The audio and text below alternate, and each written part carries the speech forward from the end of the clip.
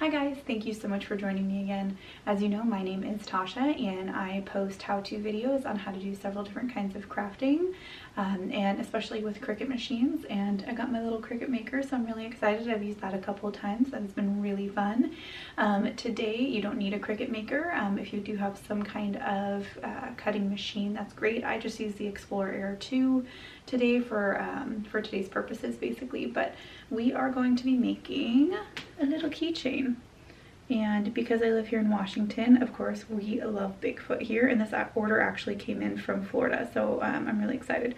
And then we've got Pacific Northwest with Mount St. Helens there, so we're going to be working on that today. Before we get started, again, I just want to thank you so much for being here.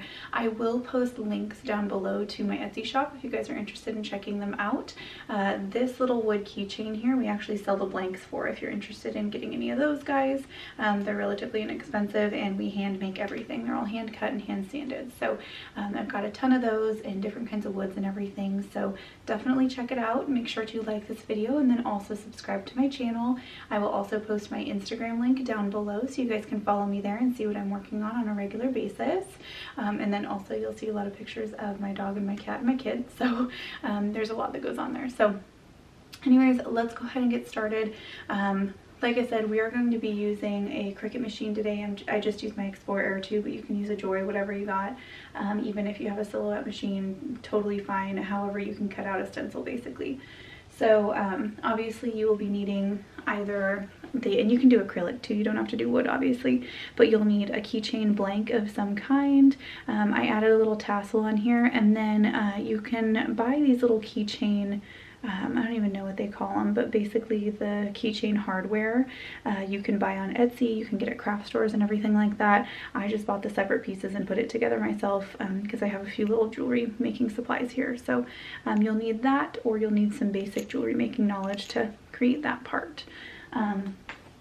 We will be using some stencil vinyl, or I also use just removable vinyl for my stencils because it's inexpensive, and I like to use bright colors and everything that are on clearance. If I find some clearance removable vinyl, I just use that for stencils. So we'll be using that to cut out. Obviously you're going to need your Cricut mat, your Cricut machine, or again whatever machine you use. Along with that, if you are using the wood, I recommend sanding it down first and getting a really smooth surface, because what we're going to be doing is we're going to be cutting out our stencil, sticking it on there, and then painting it, and we want a really smooth surface so there's not a lot of lumps and bumps. So we'll be using that today. I love my little brayer. I use this to smooth the vinyl onto the mat and then also onto the keychain itself to get a really even, clean stick basically, because you obviously don't want any bleeding to happen. Speaking of bleeding, the best thing that I've found to avoid bleeding, oops, I left the lid off this.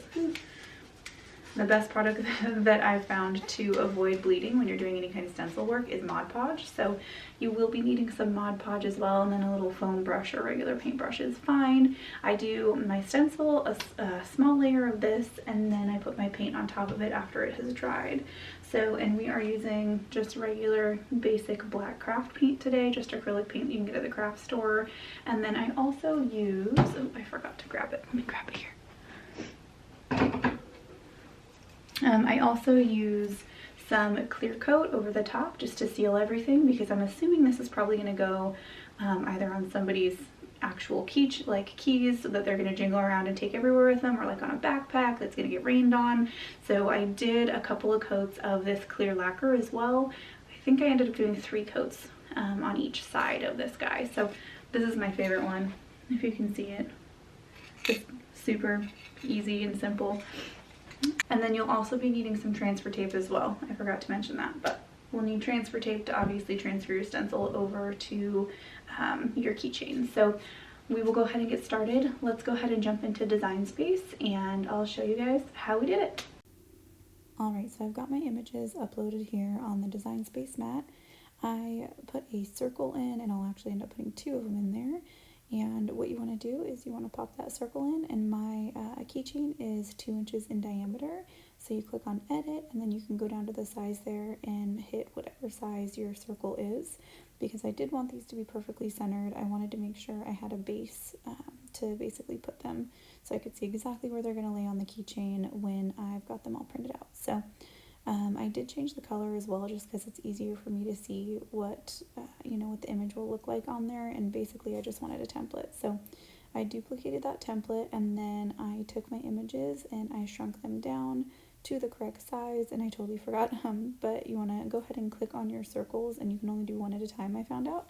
And if you go to edit, there's an arrange button, and you just click send to back for both of them, and then your images will show up in front of them, just like that. So I've got the Pacific Northwest one there, and then I shrunk my little Bigfoot down so that he would fit really well on there, and then also accounted for the hole on the top of the keychain. You obviously don't want his head to, be cut off in any way. So I had those, and I set them aside, and what I did here is I actually deleted my circles by accident, and so I went ahead and I added them back before we printed everything out. So I'll show you that here. There you go. So I added my circles back, and then I selected the image and the circle and clicked attach.